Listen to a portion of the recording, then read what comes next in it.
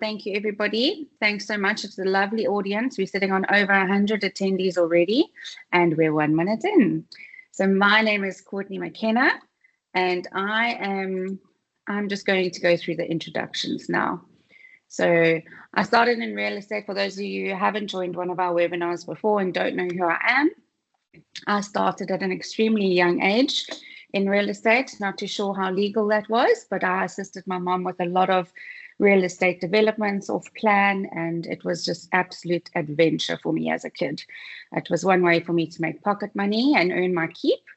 I've worked across the industry from rentals to developments to managing agencies, etc. So I've got an all-rounded knowledge. And then we eventually got involved and co-founded. I was part of the co-founding of PropAcademy, which is your online training provider in real estate. We did that to close the gap in the industry. There was a huge education gap, and we needed to close it. We needed information to be readily available, and I do believe we have succeeded. Today, I'm the National Business Development Manager at C2's Real Estate Faculty, and I'm here to present this webinar on managing commercial properties efficiently. Okay, normally we are based on residential. We are now opening the grounds to commercial, so I do hope you do enjoy this. We've got our host as Charlotte Nathanson, and our guest speaker is Andrew Wood. So we're going to start with Charlotte, if you don't mind introducing yourself to the audience. Hi, everyone, and welcome. Thank you for joining us today. As Courtney said, I am Charlotte Nathanson, and I am a sales representative for PropAcademy. I have been a part of the team since 2023, supporting property professionals with practical training and tools to succeed in this industry. I'm excited to be here today to host today's webinar with property management alongside Andrew. And we look forward to sharing some insight with you guys and hope you enjoy it. Awesome. Thanks, Charlotte. Over to you, Andrew. Good morning, everyone. Thanks for this opportunity. I've been in the commercial industrial property game since 1994, covering everything under the sun to do with commercial industrial properties, leasing, sales, developments, investments. I have also had property management business during that time, so I have some experience in management.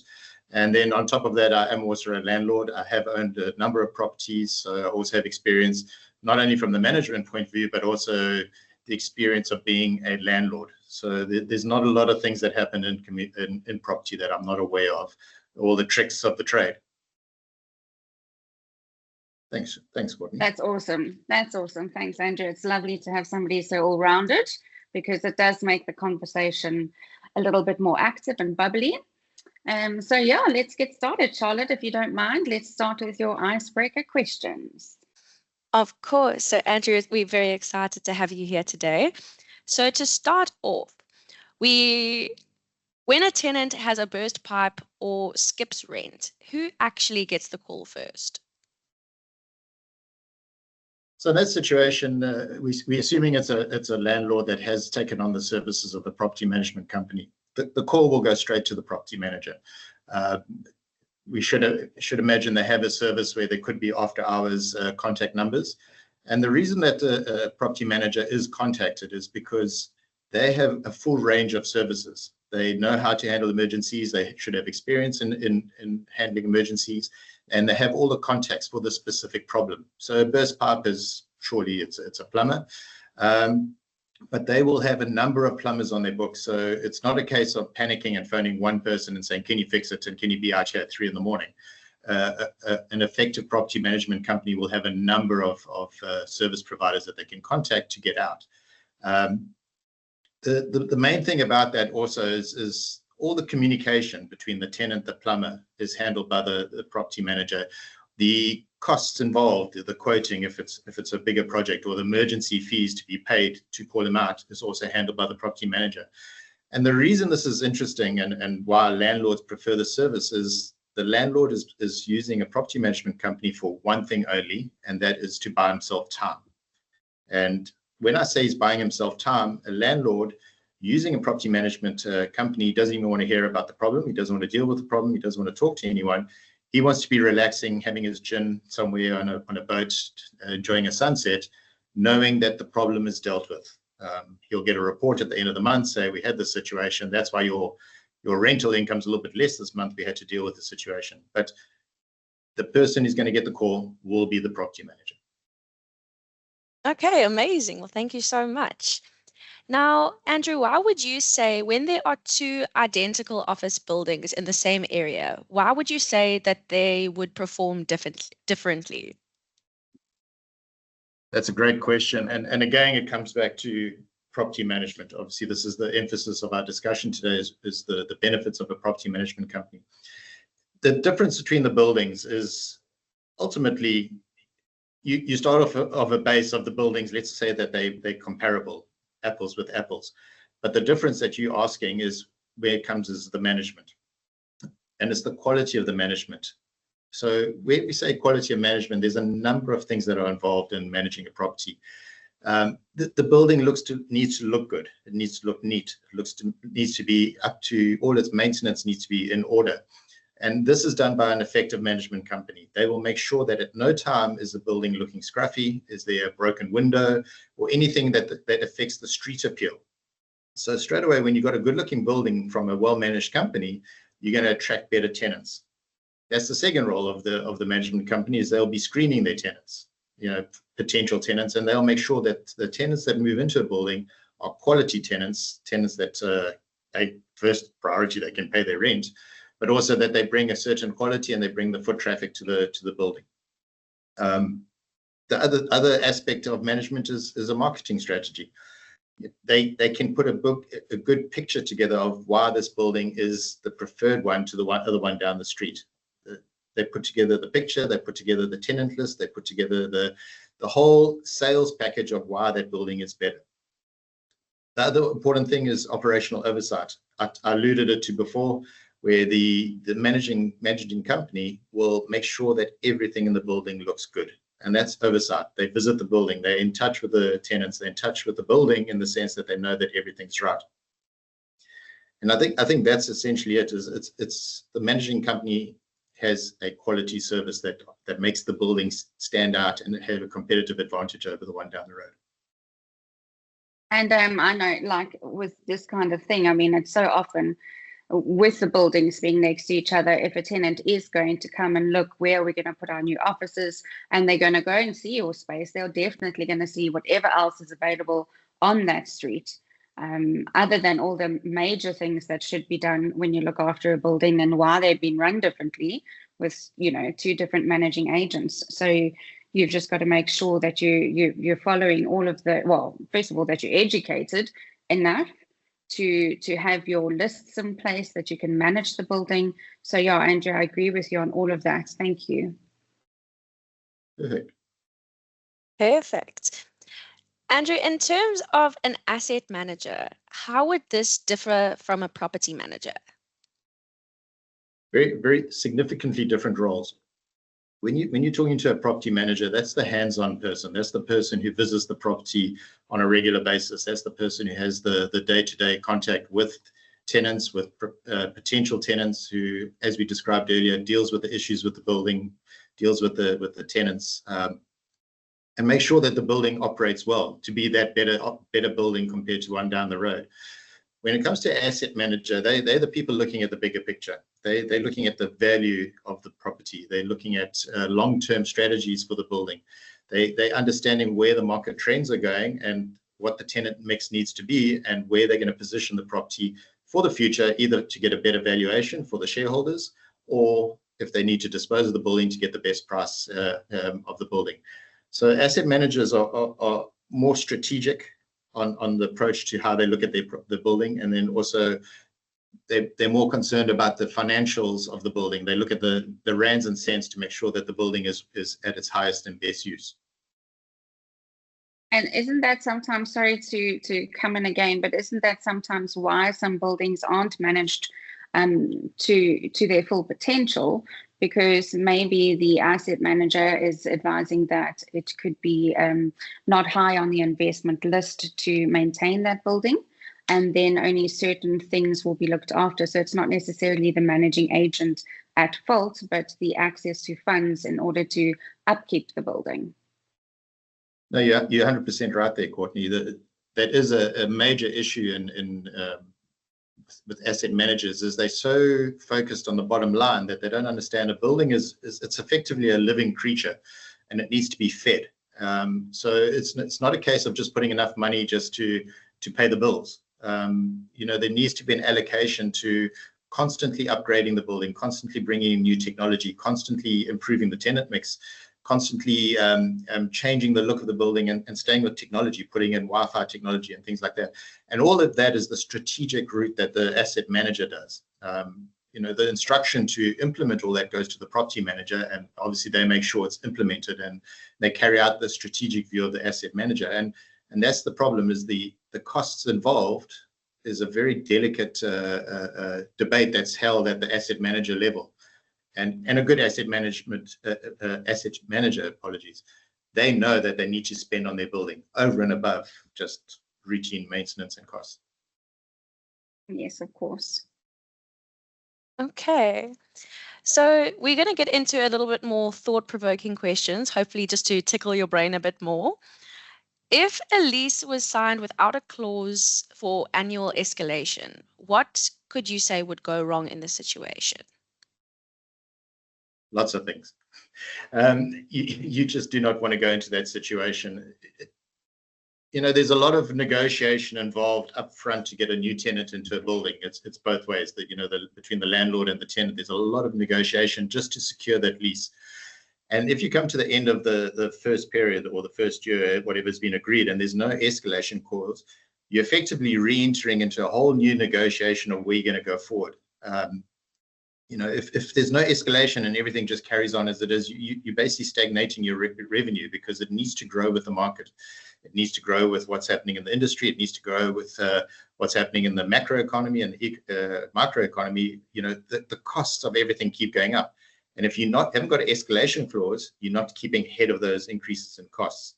So you're going to get in a situation where year two, if you're paying the same rent in year one, you're losing money straight away, because electricity, I think there's just been an increase in the KZN area, Durban area, of 12% increase in the electricity price, and you're not going to recover that.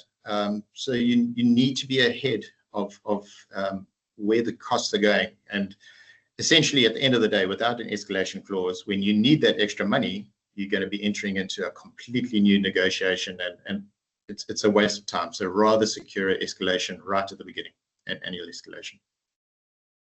Definitely. I think these electricity prices at the moment are killing everybody. Now, if we look at retail shopping centers, would you say that the foot traffic or your tenant mix is more important for a shopping center? Both. The answer is simply both. You need to get that mix right. Foot traffic drives up sales, and the tenant mix attracts visitors. So one goes with the other. It's a hand-in-hand relationship. Foot traffic, you're getting people through the door, means if there are people in the center, they're going to be spending money, which is great for the tenants of the center. However, you need to get the people in, and that's why you want your tenant mix. So if you're talking a decent sized shopping center, they will always come in with their anchor tenant, who will be your major retailers like a Pick n Pay or a Checkers or a Spar or something. That gets your foot traffic in. And then once they're in the center, they'll spend their money with the other tenants. But that comes down to quality. The management company or the company that's doing the letting for the center, the retail center, they need to get the tenant mix absolutely perfect. And it's more about quality over quantity. You don't want to have as many tenants as possible. You need to target specific tenants that mix well with each other, that complement each other and bring each other in. So if you've got a for example, a Woolworths there, you want to have something next to it, maybe a liquor store. So when people are coming to Woolworths to buy their food, they're going to stop and they're going to get some liquor at the same time. So you're looking for complementary and quality tenants over quantity. So to answer the question very simply, it really is a situation where it is hand in hand. You can't really identify one over the other as being more important. You need to get the foot traffic, and you also need to get the tenant mix right. Okay, well, that definitely makes a lot of sense. So thank you. How often would you say that a commercial property should have a risk assessment done? So there's a couple of answers for that. Some people do it once a year. Some people do it every 6 months. The more often you do it, the better. But obviously, you don't want to overdo it. You know, there's reasons for doing a assessment. Is at the end of the day, it's all about risk mitigation. You know, you want to come into the building. You want to do a full assessment of it. You need to get to a situation where, if anything has changed in the building, that you get your insurance up to date. You can also assess the building as far as compliance. You know, laws may have changed, so you need to go into a building and do that assessment to make sure that you're staying compliant with the rules. Also, being seen in the building doing assessment, you know, that's proactive management. You're being seen in the building. The other reason you want to do your assessment fairly regularly, as I said, 6 months or annually, biannually or annually, is you need to keep up to date with where construction costs are and replacement costs are for your valuation and for your insurance policies. So it is critical that 6 months, a year, but definitely not longer than that. You need to be on your building. You need to do assessments constantly. Okay, thank you so much. Sorry, Courtney, I don't know if you want to say something there. How do you know me so well, Charlotte? I just know. I could see you going to the next question. I'm like, wait. Okay, so do you want to talk a little bit more about a risk assessment? I mean, you've explained those points, how often to do it. You know, just for those who are joining the commercial industry, what exactly is the outcome of a risk assessment? You know, the reason for doing it, but you know, where do they start? So I'll explain that by means of using an example. Don't quote me for dates and things like that, but an effective management company is 100% up to date with the local laws and the legal requirements, both from a municipal point of view and from a commercial property. And I'm going to use an industrial building, for example. The laws have changed over the years with regards to sprinkler systems. So at one stage, the laws were very lax. People could put anything they wanted to store in a warehouse, but there was always a fire risk. So, you know, then the question is, who is going to, if you put a tenant in that has a flammable product, who's going to pay for the insurance, the increase in insurance? So as an effective managing company, you'll go in and you do assessment of the tenant, you'll do assessment of their product, and then you need to get the insurance company involved. Going back to the fire sprinkler systems, those bylaws are constantly changing. They either changing locally or they're changing in line with foreign international best use standards for sprinkler systems. And there was a time where over a certain size of building would have to have complete sprinkler system. But then people came back and said, oh, but my product, if it gets wet, it completely destroys everything. I don't need a sprinkler system. So that's where I'm saying the assessment comes in, and where a good management company knows everything. They will know what the current bylaws are with regards to sprinkler systems. As I said, I'm just using one example. And they will be able to go into a building from time to time, make an assessment, make sure that the sprinkler systems are to standard and compliant, so that if there is ever a situation where there is a fire, that fingers can't be pointed. Another example I use using exactly that, and it was a major event in Durban, is there was a large warehouse south of Durban a few years ago that caught fire. It literally dropped soot over the entire northern area of Durban. It was a multi-billion, I think it was about R1 billion claim from everyone in Durban, because you know they had to have their buildings repainted. Some people got got insurance to pay for that. But the whole issue came down and went into a big court case because the fireproofing system, the sprinkler systems, were not compliant. And it ended up being a major debate between the landlord saying it was the tenant's responsibility and the tenant saying it was the landlord's responsibility. The landlord was Transnet, government organization, and this actually went to court, and there was a lot of finger pointing over who was responsible to do the assessment and who was responsible to actually implement it.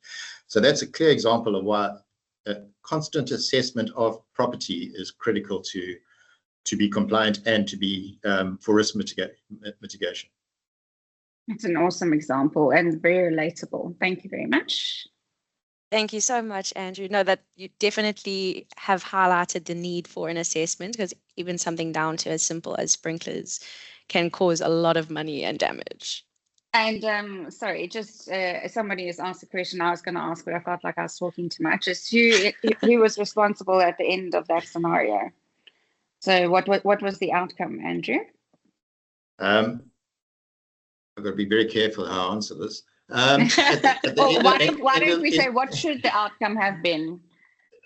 Again, I can't really answer, but I think at the end of the day, through a lot of court cases and a lot of mediation and everything, it was actually the responsibility was put onto the landlord, Transnet. So the taxpayers paid that. Obviously, the insurance companies paid the private individuals whose houses got covered in soot. But if I stand to be corrected, but I believe at the end of the day, it was proven that the landlord should have. Yes, correct. The landlord should have had the systems in place. But that remains an open-ended debate. Okay. Thank you. So Andrew, can you explain for me what the role is of a lease administrator? And I've also heard the term rent roll. Are you able to explain that to me as well, please? Sure. So a rent roll is a document. Let's call it a document. Whereas a lease administrator is a person. A lease administrator's role is effectively a manager of all the documentation, the rental income, the rental payments, the disbursements, making sure that agreements are completely compliant, complete, and everyone understands and has copies of agreements. Make sure that at any time during the existence of the lease that everyone is compliant to the terms and conditions and everyone understands the terms and conditions. The lease administrator tracks the expiry dates, negotiates renewals as involved in giving everyone adequate notice of what's happening with the lease agreement. They coordinate tenants moving in and out. They talk with the property managers to ensure that everything's up to date. Effectively, they are constantly just making sure that all the paperwork is in order. And that includes, critical to landlords, is that the invoices are going out and people are paying.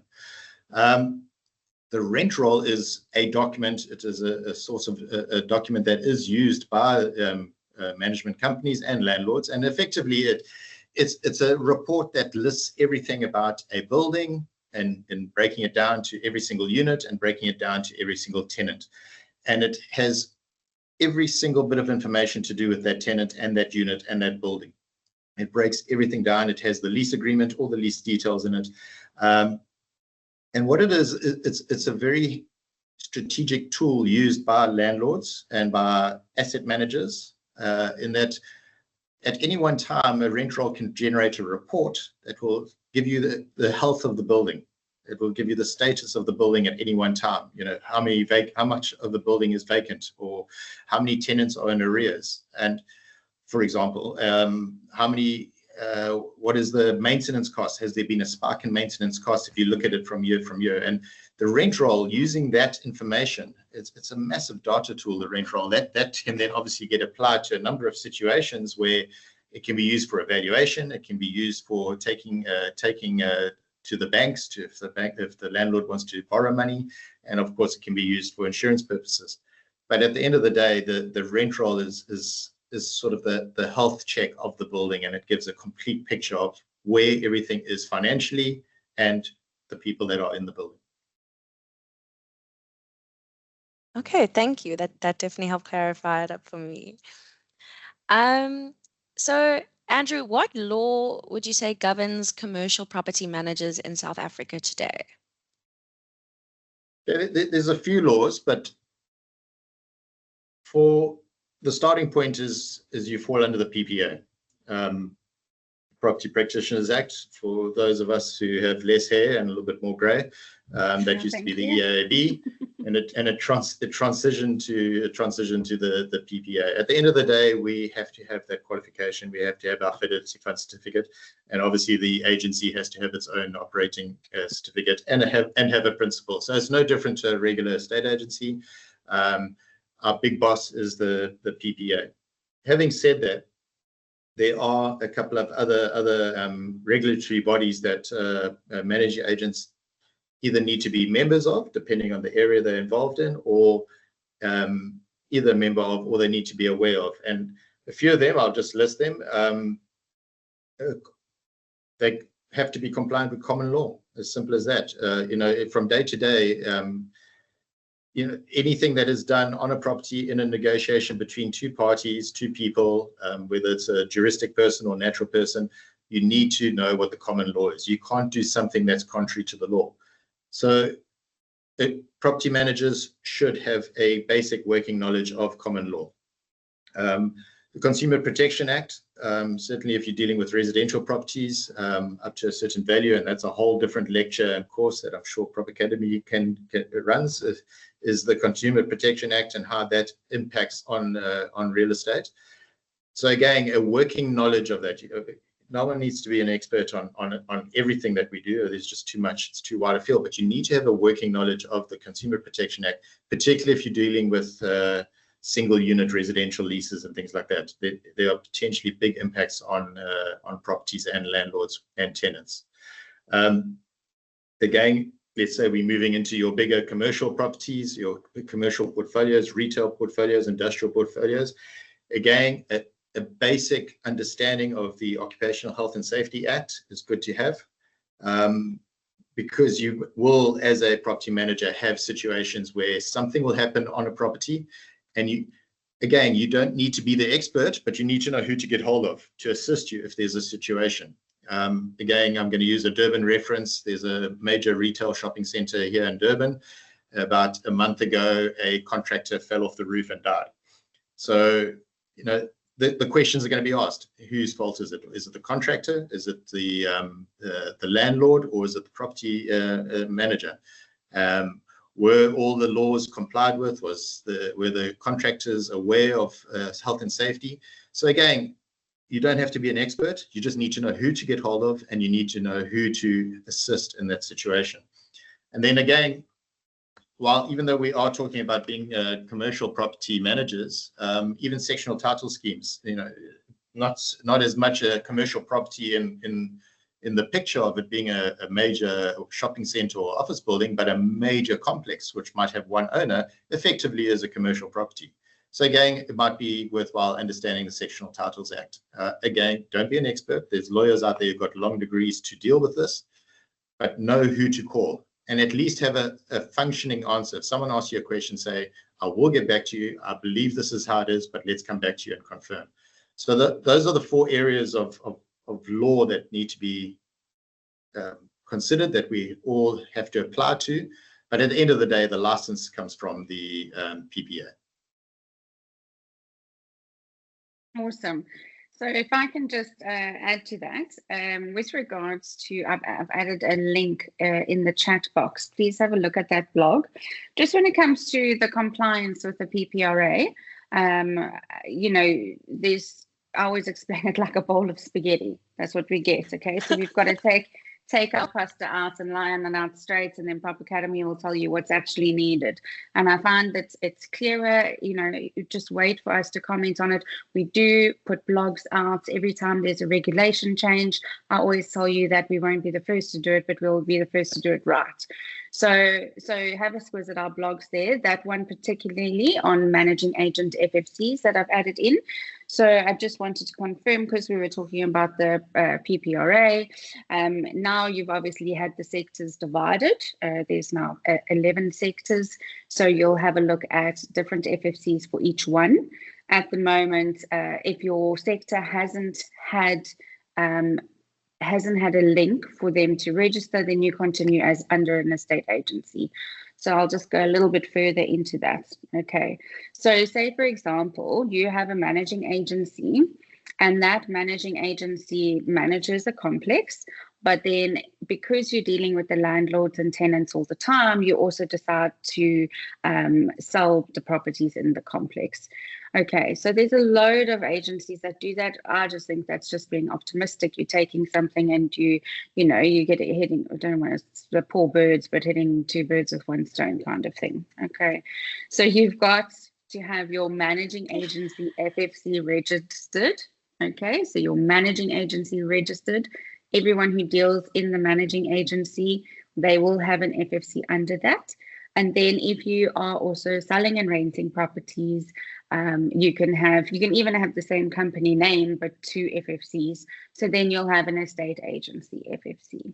Okay, it's the same for developers. You can now register the developers with their own FFC manually. And for the course of this conversation, and because there are attorneys, etc., if you know an attorney firm that is selling business and selling property in the course of their business, meaning they're tying up an estate and they need to sell whatever property on that street, then they need their attorney FFC. They don't need an estate agent FFC. But if they then start to now get interested in other properties and listing properties and going ahead as an estate agency, then they have to have an estate agency FFC. Okay, so they are opening up the different places for you to register. As we are talking about managing agencies today, you would register your FFC as a managing agency. And then just keep in mind, if you are also doing selling and renting, you'll have an estate agency FFC, and it can all be done under one banner. Just needed my 2 cents worth there. Definitely valued, so thank you so much. Okay, Andrew, I think this is going to be quite a fun question, if I can put it like that. But what would you say is the most underrated skill in commercial property management currently? That actually is a very simple answer, and that is communication. You know, a lot of skills can be learned fairly quickly, or you can access a lot of skills. But the biggest thing is communication. At the end of the day, property is not all about bricks and mortar. It is about relationships. The relationship between the landlord and the tenant, between the tenant and the managing agent, or the managing agent and the landlord, and all the mixes in between of that. 99% of problems can be resolved by picking up a phone and talking to someone, or having it over a coffee. A lot of negotiations are resolved by talking to people and talking to each other. And communication is critical. There's a couple of areas of communication that I'd like to highlight that would be important to understand why it's so important. So obviously I've just mentioned negotiation. Having an ability to negotiate, it is a learned skill, and it would be important that managing agents learn how to communicate during a negotiation. It's not a conflict. It's not a try beat everyone to a first prize. It's a negotiation. It's a two-way communication to both end up in a place where everyone is happy and everyone gets what they want. Another reason for communication being very important is, as a property manager, you will be dealing with a number of service providers. So effectively, you're running a team. As a property manager, you'll have plumbers, you'll have the rental people, you'll have the tenant, you'll have the landlord, and you need to be able to coordinate that whole team. So again, communication is great, that everyone knows what their role is, everyone knows what's expected of them, and through communication, the team moves forward and achieves the objective, which is obviously a fantastic building that's well tenanted, full of happy tenants, and a landlord who can enjoy his investment. Another big area of, having said everyone being happy, another big area where communication is important is conflict resolution. There will always be a problem. There will always be a situation where someone's unhappy, something's not right. And again, it is a communication skill that is critical to be able to deal with conflict. Not everyone's comfortable with conflict. Not everyone knows how to deal with conflict. So again, it's a communication skill that is critical to being a managing agent, because as a managing agent, unfortunately, a lot of your communication will be to deal with a conflict where someone's unhappy with something, or something's not going the way they like it. And it is a skill to be the good guy in the room. And to be able to deal with the conflict. I think also the last part of communication, as much as I've discussed the other parts of communication and being a managing agent or a managing company, is your stakeholder updates. At the end of the day, you're reporting to a landlord. He's the guy who pays your bills. Well, theoretically the tenants pay your bill, but anyway, at the end of the day, he takes you on, and a percentage of his income goes to you to do a service for him. So as I said, so that the landlord can enjoy the benefits of his asset. And at all times, he needs to know what is happening with this building. You do get a situation where you get absentee landlords. They're the best. You just put money in the account at the end of the month and you never hear from them. But if you're going to do your job properly, this landlord will be constantly appraised of what's happening with this building, the good news and the bad. And you will constantly be letting him know what his assets doing, how it's working, where the problems are, where the benefits are. And going back to the asset managers, you'll be discussing with him the strategy to take the building forward and into the future. So updates to stakeholders is another critical part of communication in this game, managing agent game. Okay, thank you. I know, I think communication is sometimes something that we kind of overlook, but as you said, you as a managing agent, you're dealing with so many different types of people. You've got to be able to communicate with them well. So I think that was a very good point. Thank you so much. And I like that you say it's a skill. It really, really is a skill. You need to learn and read the room and deal with it properly, professionally as well. It 100% is a learned skill, and managing agents, whether you are a managing agent or an agent, you need to invest in yourself and actually study communication.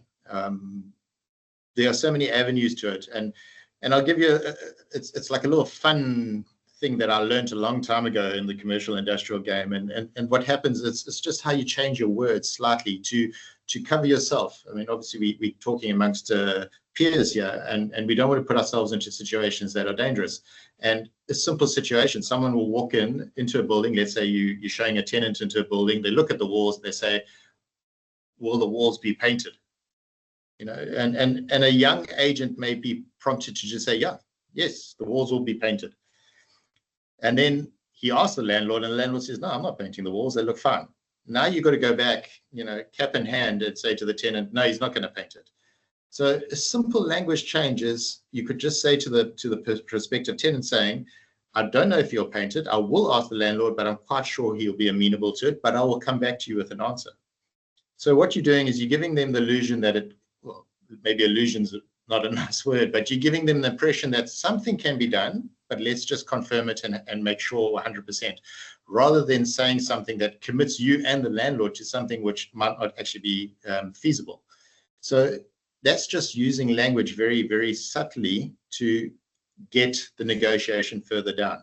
So that's just a very simple example, and that's why it is a learned skill. And everyone should invest, as much as you guys are investing time in this webinar, invest time in communication skills. Absolutely, I couldn't agree more. And I also find, like, written communication, there's no real tone. You can take it how I always say, the person who's reading the email will read it in the tone of their mood at the moment. So just picking up the phone and sorting things out, and never just having an answer because an answer is needed. Like you say, just promise to get back to them with the answer, but there's no need to mislead them or get their hopes up, and then you're just letting down the entire situation. Exactly.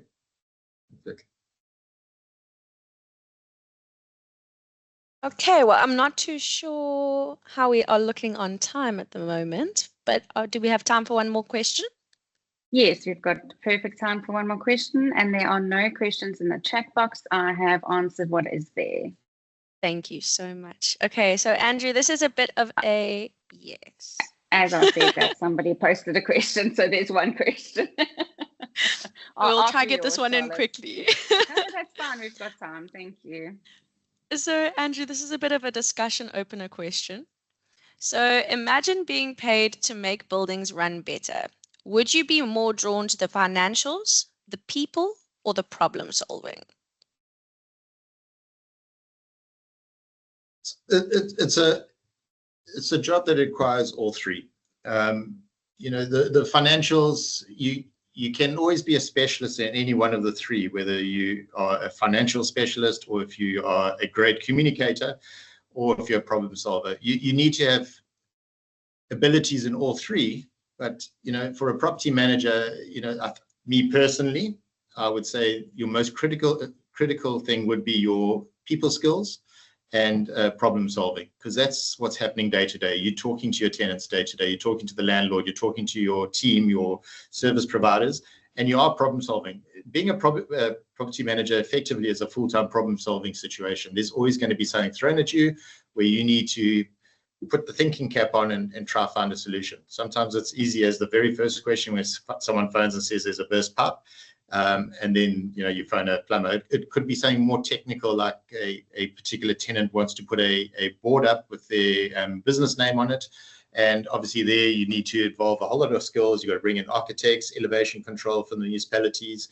So it's a problem that needs to be solved. So problem solving and people skills is probably the biggest one. But at the end of the day, you also need to be able to understand a rent roll, and you need to be able to understand how the invoices are structured, because tenants are always going to ask you, how are you billing me this amount? I don't understand why you're charging me this amount. So it's a three-layered skill set. You need to have a understanding of all three.